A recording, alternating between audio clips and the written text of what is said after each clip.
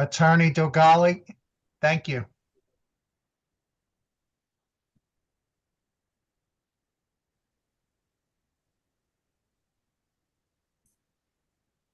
Morning, Mr. Dogali. Do you wish to reserve any time for rebuttal? Yes, sir. 16 and 4, if that's pleases. Okay, we'll do that. You may proceed. Thank you, Your Honors. If it please the court, I'm Andy Dogali, represent the appellant here, the respondent below. It's for sound policy reasons that the law still requires strict formalities when executing a will or when probating a purported lost one. In this case, arises out of a will that was downloaded from an internet website. The downloaded form includes fill-in information. You can fill in data like the identity of the personal representative or the beneficiaries. And we know that on a particular date, the decedent downloaded that form and entered some data into it on his phone. We know that 3 hours later, he signed a will.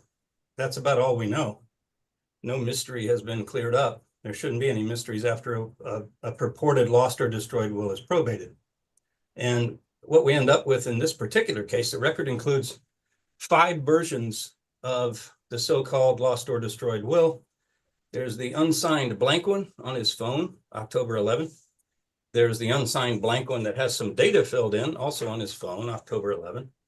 There's a signed version that was accepted into probate that includes some handwriting signed on 3 hours after it was downloaded on October 11th. There's a signed version, there's purported to be a signed version dated October 11 that has no handwriting. The appellee suggests that the handwriting necessarily or presumptively arose after the original signing. There's no evidence of that. So the idea is, if that's true, there's also a version that was signed on October 11 and does not have handwriting, but nobody's ever seen it. And then there's an unsigned blank version with no data that was emailed to a friend of the decedent on November 9, only a few days before he died. Now, whichever one of those might be a will, if any, the process of probating that will is a substitute for the original, which everyone agrees the original no longer exists, is established or governed by 733-207. The kind of uncertainty created by ambiguously drafted or executed or preserved wills is exactly what that statute is intended to preclude. The statutory scheme basically has two parts to it. One is you either have 2 disinterested witnesses who can testify to the specific content is the term of the will, or you have only one, and you have what is called a correct copy of the will. In this case, neither one exists. That is, there were 0 disinterested witnesses to testify about the content of the will. Nobody testified about the content of the will. And the correct copy of the will, so-called correct copy, also does not exist. Now, the correct copy concept is laid out in a Florida Supreme Court decision called Parker's Estate that's cited in the briefing. The appellant suggests here that Parker's Estate is controlling here on the question of whether this is a correct copy. The Supreme Court of Florida determined that under this statute, correct means identical. That is, it is in the nature of a carbon copy or a photocopy. So under Parker's Estate, you can't have a version of the will that is admittedly different than whatever the original was and call it a correct copy. Now, when probating these things, you have the disinterested witness concept, 1 or 2, and the correct copy concept. With the disinterested witness, the appellee suggests that what this court can do is disregard 733-207. Now, there's no authority for that, but the idea is it's called other evidence, or the trial court properly took evidence like testimony of a disinterested witness. There is nothing anywhere that authorizes the trial court, to have disregarded 733-207 and accept some substitute evidence. And one decision of 5th DCA Brennan is cited in the briefing. It's totally irreconcilable with the suggestion that 733-207 can be disregarded, or some other type of evidence can be accepted, because in that case, it was admitted there was a correct copy. There was no question about it. It was exactly the same. It was an identical copy, but there were 0 disinterested witnesses. Absent that full compliance, there could be, under Brennan, no compliance with the statute, and whatever that petitioner wanted to propose would prove up the content of that will, other than just a correct copy, was not enough. That case is indistinguishable here from the suggestion that the trial court properly listened to something else. Now, this something else, the only authorities cited for the proposition that the trial court could take up other evidence or something like a disinterested witness. There are 2 decisions, Dean's estate and Burton's estate. Dean's estate is 100% a spoliation case. Burton's estate is 100% an undue influence case. And there is nothing wrong with accepting statements of a testator or decedent to show undue influence in drafting a will, or to show spoliation of a will that everybody agrees once looked a certain way. That is, the original version is well documented and can otherwise be established. This idea that you don't need a disinterested witness, the way the appellee creatively approaches that is by suggesting that the decedent himself can be the disinterested witness. Now, that can't comply with the statute for any number of reasons. One is the statute squarely requires that this be witness testimony, and a dead person cannot be a witness. Under the evidence code and other authorities cited in the briefing, a witness is someone who takes an oath to give testimony, and reciprocally, testimony is something somebody attests to while under oath before a fact finder. In this case, a decedent can't take an oath, and a decedent can't give testimony. And with respect to and he can't be disinterested, because it would be his own will.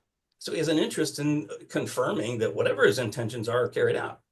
And then finally, the suggestion is that these are statements of the testator that can be admitted. It's true, you can admit statements of a testator in an undue influence case, but here, these aren't statements. What is described is the fact that this unsigned form exists on his cell phone, the decedent's cell phone, constitutes a statement by him of what his intention was.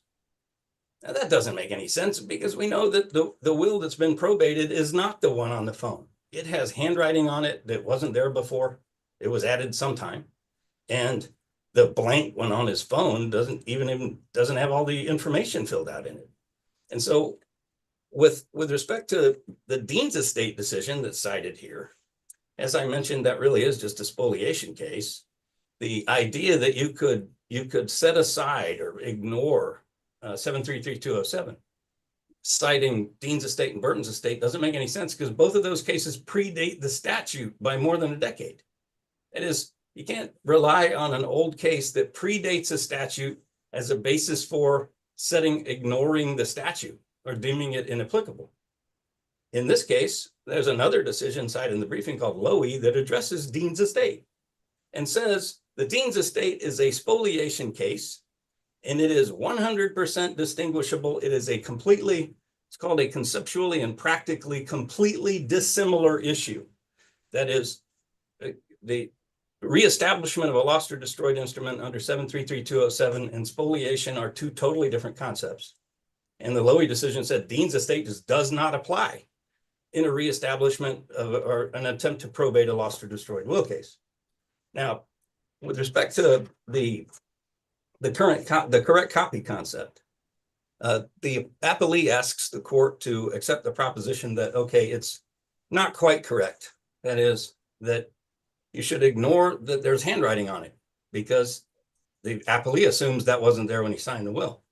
And it would be a correct copy, and parenthetically, of course, if you ignore the handwriting, it would be.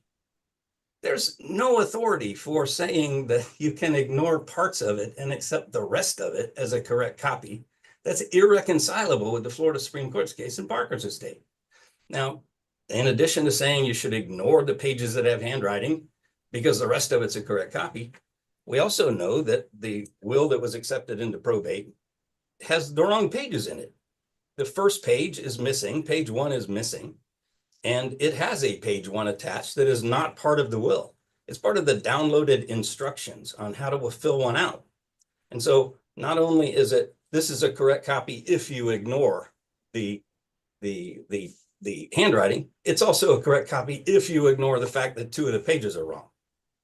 Now, the issue of spoliation arises by virtue of these 2 pages and other issues. The trial court decided that spoliation here is not an issue.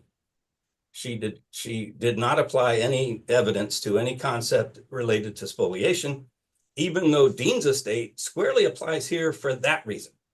Dean's estate says that the entire statutory scheme about reestablishment of a lost or destroyed instrument exists to prevent a spoliator from profiting from the spoliation of a will.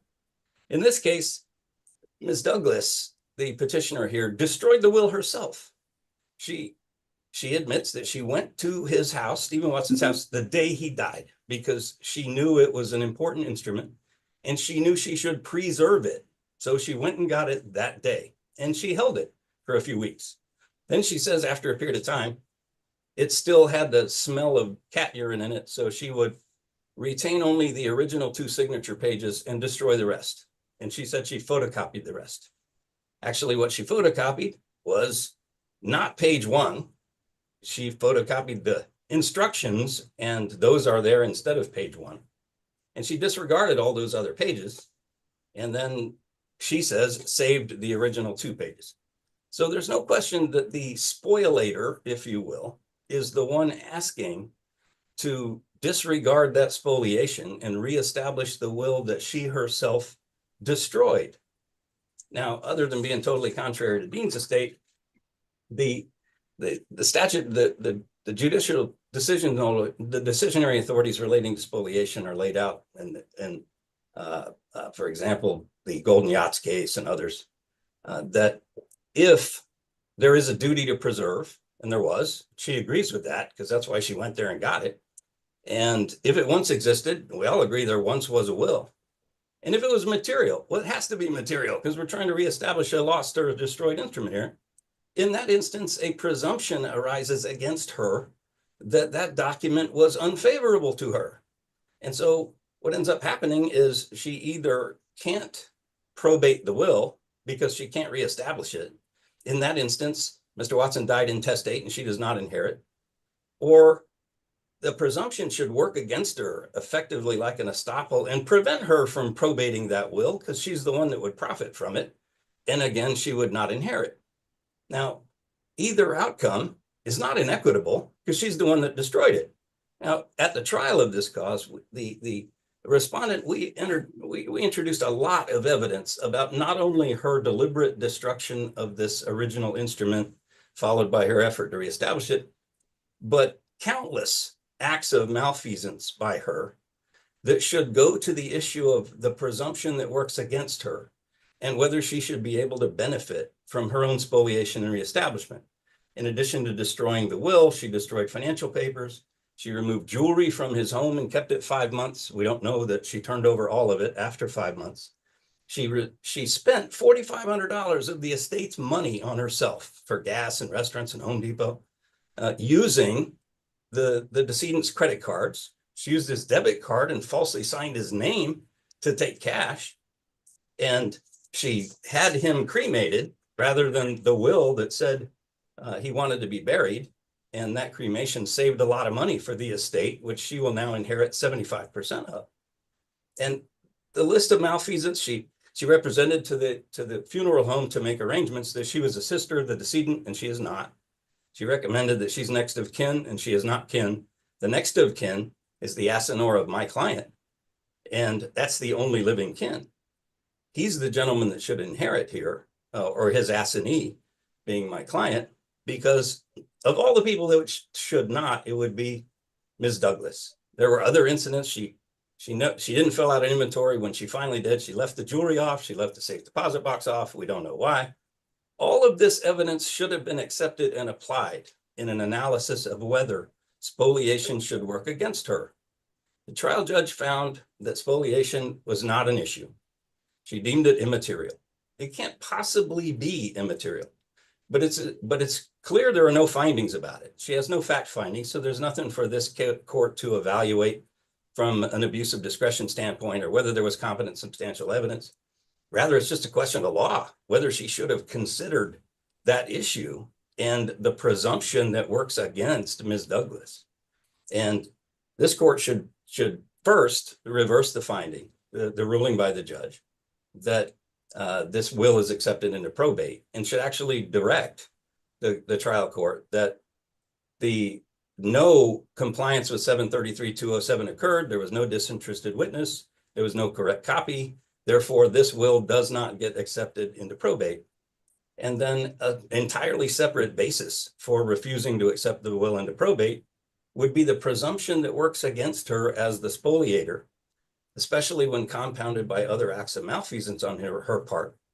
If the decision is not to render or direct the judgment and to send it back for more findings, the trial court needs direction that it is time to accept that evidence and apply it that relates to her acts of malfeasance, but mostly to her capacity as a spoliator and one who should not profit from whatever she's done.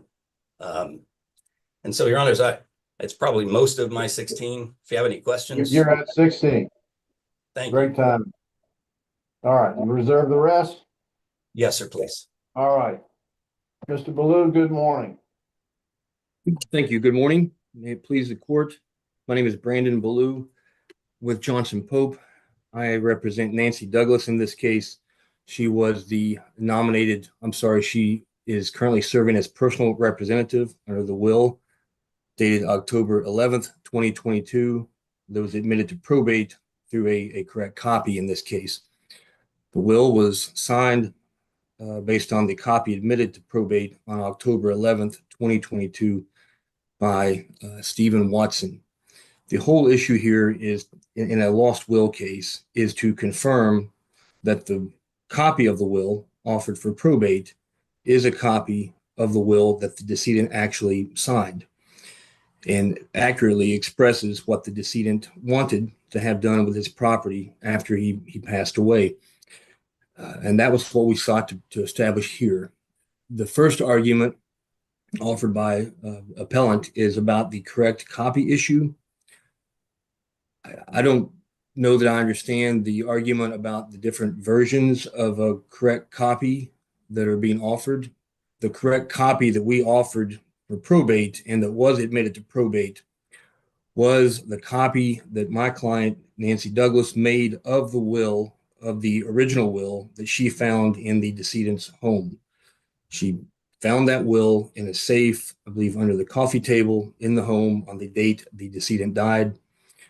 She made she retained the original for a period of time.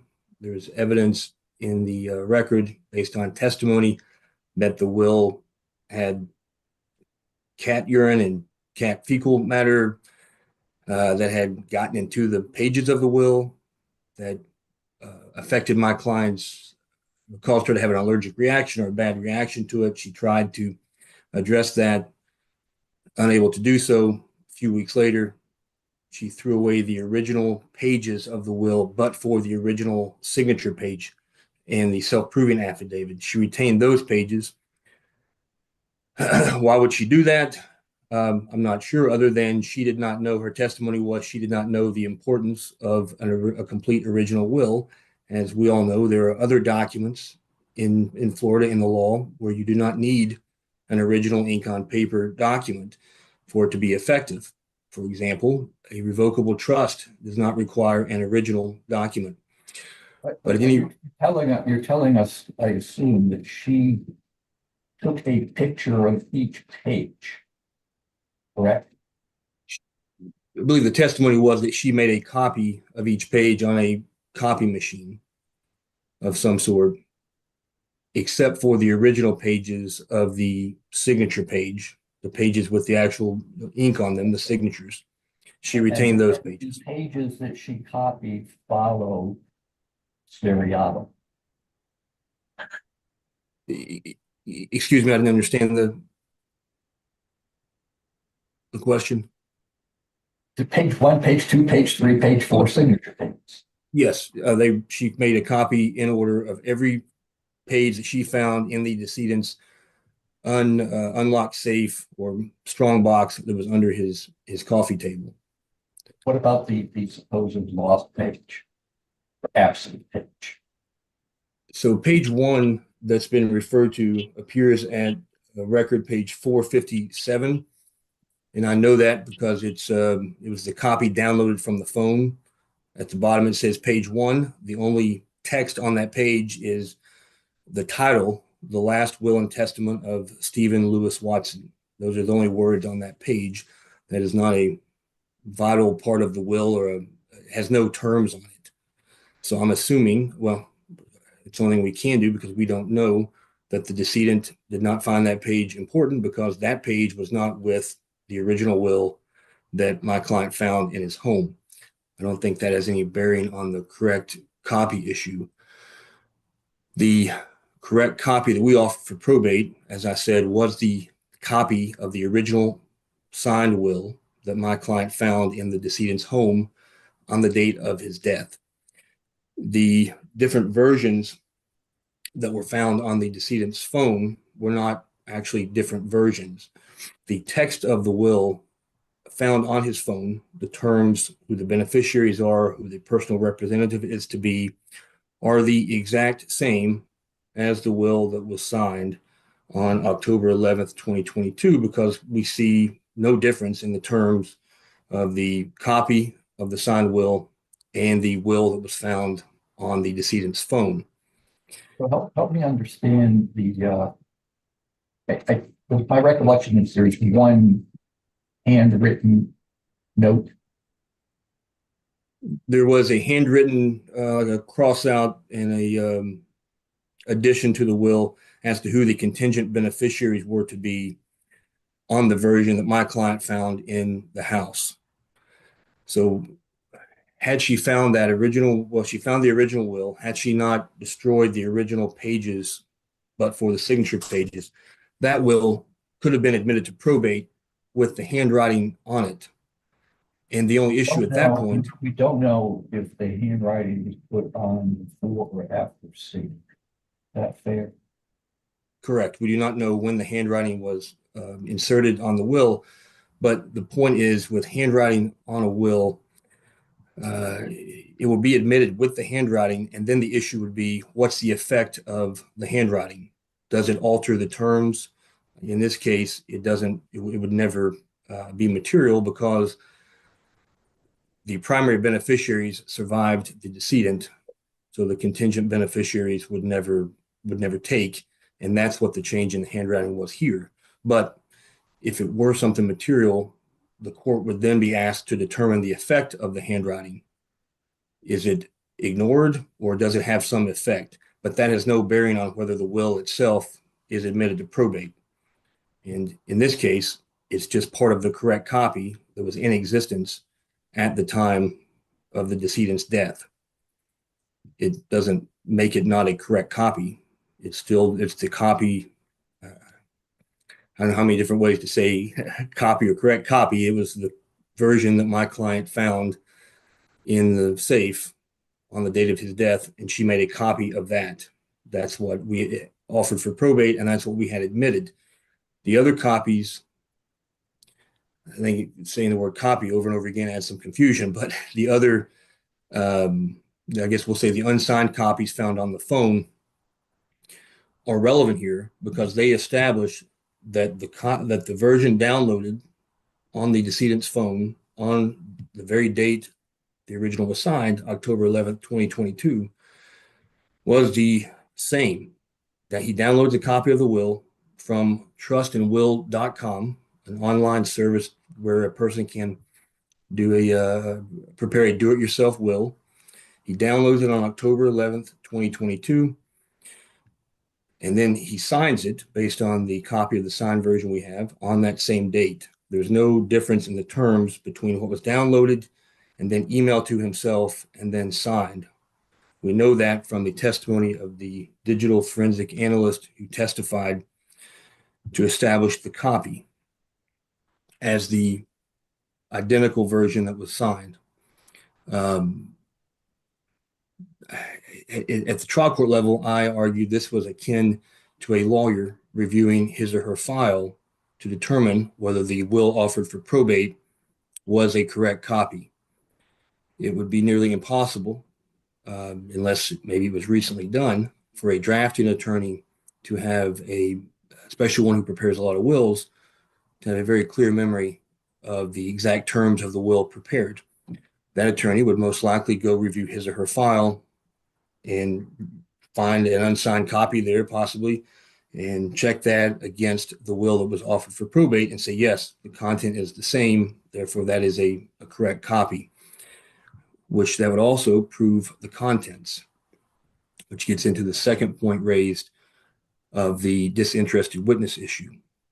The disinterested witness, if that requirement is, as appellant is arguing, it would be impossible, nearly impossible, for any copy of a will to be admitted to probate if it is a disinterested witness who can testify to the content of the will signed, and that disinterested witness also signed as a witness. The evidence testimony was that this will was signed at I believe it was a UPS store, where there was a notary. A neighbor went to serve as one witness, and another UPS employee served as the other witness. These witnesses aren't going to review the will. They're not going to memorize the content of a will they have nothing to do with, other than standing in as a witness. We had testimony that the decedent emailed a copy of the will, unsigned copy of the will, that was exactly the same as the one that was signed and admitted to probate, to Bridget Tucker. She was the nominated personal representative, but declined to serve in favor of Nancy Douglas. But she received that copy. He told Nancy Douglas that he was going to draft a will and execute a will that benefited her and Bridget Tucker. These were his closest friends. There's no doubt that he would have wanted to benefit them based on the evidence, as they were the closest individuals to him. Nancy Douglas found the will exactly where the decedent told Bridget Tucker the original will that he signed would be. He told her it would be in the safe under the coffee table. Bridget Tucker provided that information to Nancy Douglas. She went to the house, found the will there. That would be proof that the decedent executed that will in that form that was there. There is no other different version here. There is no other version with different beneficiaries or with a different nominated personal representative. This is the only one offered. The testimony presented establishes the content. Here, there is no doubt and no concern that the decedent wanted anything other than the content in this will. We have the requirements in the statute and the case law to establish the content of the will, to preclude any doubt as to the content of the will was the same, that the copy is the same, the content of the copy is the same as the content of the will was actually signed. Here we have filled in those blanks. There is no mystery, as Appellant has asserted. Will was downloaded in the same form that it was emailed, that the decedent emailed it to himself, and that he signed. All that occurred the same day. There's no different version. There may be handwriting added to the will at some point, either before or after execution, but that has nothing to do with whether the will is admitted to probate. That could raise an issue as to the effect of the handwriting once the will is admitted to probate. And as far as the spoliation argument goes, as far as I can tell from the cases cited, those relate to spoliation of evidence in a case that hampers or affects the ability of the affected party or the opposing party to prove the prima facie case that they have asserted. Some of the cases there deal with not only documents, but actual things. In the Golden Yachts case at 920 SO2D 777, there was a destruction or losing of a boat cradle that was the item that caused the injuries. It would be hard to prove a defective item if that item no longer exists. So there were sanctions entered there. We have the Adamson case, that is the shredding of medical records, in a tobacco litigation case. Here, the will is the subject of the case. It's not evidence or merely evidence. It's the whole subject. The case is a case to establish a lost or destroyed will. If the will hadn't been destroyed, if Miss Douglas had not destroyed the original pages, but for the signature pages, there would have been no case on a petition to establish a lost or destroyed will. If anyone was affected negatively by her destruction of the will, it was her. And she preserved the original and had it admitted to probate as the original will, then Mr. Degali's clients, the appellant, would not have any standing. The will would have been admitted to probate and the beneficiaries would have been established without the appellant being involved at all, which also affects the appellant's other arguments related to Miss Douglas's conduct with the decedent's assets after his death. As the trial court found, Miss Douglas was unsophisticated as to these types of matters, did not know the proper way to handle things, but everything she did based on the testimony with the permission of Bridget Tucker, who was the other beneficiary, the only other interested person under the terms of the will. And if there are no questions from the panel, I will just conclude and ask that the court affirm the trial court's ruling that the will dated October 11th, 2022 was properly admitted through a correct copy, and further affirm all aspects of that decision. Thank you. Thank you, Mr. Blue. Degali, you have 4 minutes. Thank you, Your Honors. With respect to this correct copy idea, that the argument is completely reconcilable with the Supreme Court's decision in Parker's estate. At that time, that court considered a certified question, answered the certified question by holding that a correct copy is an identical copy, such as a carbon or photostatic copy. What the court analyzed was the fact that the statute breaks it down into 2. You have to have 2 disinterested witnesses, or if you only have 1, you can offer a correct copy. The court ended up saying, well, the testimony of 1 witness suffices when you have a correct copy. If the legislature had intended for a substantial copy to be admitted to probate on the testimony of 1 witness, it wouldn't have made the distinction. And so you can't get around, nobody can get around. This is nothing more than a substantial copy. We don't know whether the handwriting was there on the day it was signed. We don't know whether it was signed afterward. We do not know whether it had a page 1 when it was signed, or whether that page 1 was ever there or whether it disappeared later. This can't possibly be an identical copy of anything. And the idea that counsel raised was that there's no difference between the probated will and the one on the phone. Well, the probated one, the one on the phone has a page 1 and has no handwriting on it and is not signed. You can't possibly make a cogent argument that the electronic file on the phone is an identical copy of the will that was admitted to probate. Now, with respect to is that his position? I thought Mr. Blue was telling me that she found the documents in the decedent's house, and after a while she couldn't stand the smell. She kept the original signature pages. She made a photocopy of every other page that she found. So why do we need to make this connection to what you downloaded on the phone? Well, if we accept the proposition that she photocopied whatever she found, then that's why we need a disinterested witness to tell us that what she found really was the will.